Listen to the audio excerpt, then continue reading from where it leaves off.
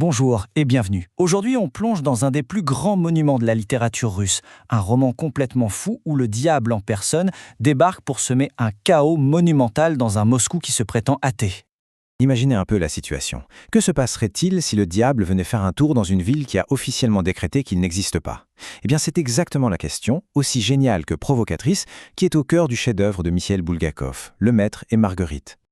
Alors, pour s'y retrouver dans ce roman incroyablement dense, on va explorer les choses pas à pas. D'abord, on va se pencher sur les trois mondes qui s'entremêlent. Le Moscou des années 30, l'histoire d'amour du maître et de Marguerite, et puis le récit antique de Ponce Pilate. Et ensuite, on verra comment tout ça a fini par converger de façon magistrale. Allez, on commence. On attaque donc avec la première partie, le diable dans la Moscou athée. Le chaos s'installe dans la capitale. Alors, la scène se passe par une chaude journée de printemps. Deux intellectuels, Berlioz et Ivan, sont assis sur un banc et discutent.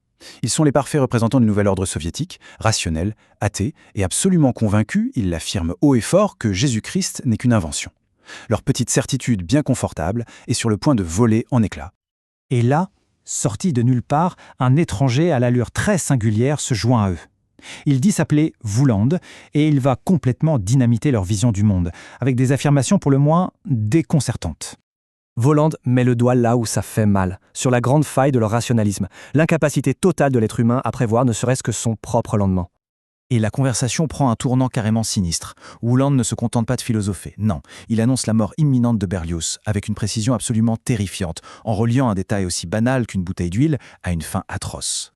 Et l'impensable se produit. La prophétie se réalise à la lettre. Et ce monde si bien ordonné, si rationnel, bascule soudainement dans le chaos le plus surnaturel qui soit.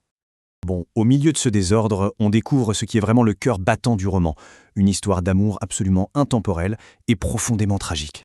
Pour ça, on change de décor, on se retrouve dans un asile psychiatrique où le poète Ivan, complètement traumatisé par ce qu'il a vécu, rencontre un patient énigmatique qu'on connaît seulement sous le nom du Maître. C'est lui qui va nous raconter son histoire et nous ouvrir les portes d'une nouvelle dimension du récit. Leur histoire, c'est un amour passionné, une créativité dévorante, qui vont malheureusement se heurter de plein fouet à la jalousie et à la médiocrité d'une société conformiste qui finit par les broyer. Cette citation est magnifique. Elle capture vraiment cette idée d'un amour fatal, foudroyant, une force de la nature contre laquelle il ne pouvait absolument rien. Et on bascule maintenant dans le troisième univers du livre. On ouvre les pages du roman interdit écrit par le maître, une histoire ancienne qui se déroule sous un soleil de plomb. Ce roman dans le roman nous raconte le face-à-face entre deux figures, Ponce Pilate, le puissant gouverneur romain, et Yeshua, un philosophe vagabond.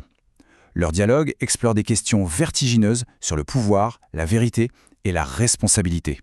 Le nœud de toute l'histoire, le drame de Pilate, ce n'est pas son manque de lucidité. Au contraire, il voit très bien où est la vérité. Son drame, c'est son manque de courage. Et cette phrase illustre parfaitement la torture éternelle que Pilate s'inflige à lui-même. Il est totalement conscient de sa propre faillite morale, et c'est ça qui va le hanter pour l'éternité.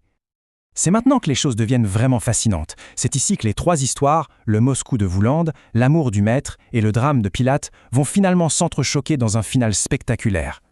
L'amour de Marguerite est si immense, si absolu, qu'elle est prête à tout pour sauver l'homme qu'elle aime. Et quand on dit tout, c'est vraiment tout, y compris passer un pacte avec le diable lui-même. C'est à ce moment que Voland prononce l'une des phrases les plus célèbres de toute la littérature. « Rukopissi negoriat », les manuscrits ne brûlent pas.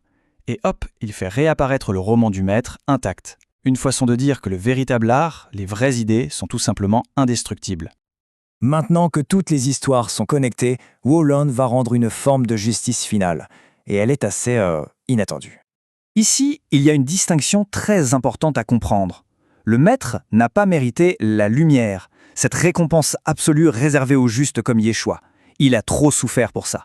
Non, ce qu'on lui accorde, c'est la paix. Et dans un dernier acte de créateur, c'est le maître lui-même qui va libérer son personnage, Ponce Pilate. Il met fin à 2000 ans de souffrance causée par sa lâcheté. Ils trouvent enfin leur refuge. Pas le paradis, non, mais quelque chose de peut-être encore mieux pour eux. Un lieu de tranquillité absolue où leur amour et la créativité du maître peuvent enfin s'épanouir, pour l'éternité. Le roman se referme, mais il nous laisse avec ces grandes questions. Pour cet artiste brisé, qu'est-ce que la vraie justice? La lumière ou la paix? Et au fond, une société qui s'efforce d'ignorer le mystère peut-elle vraiment échapper aux forces qui la dépassent? C'est tout le génie de ce livre, nous laisser méditer sur le pouvoir de l'amour, de l'art et de tout ce qui se trouve au-delà de la simple raison humaine.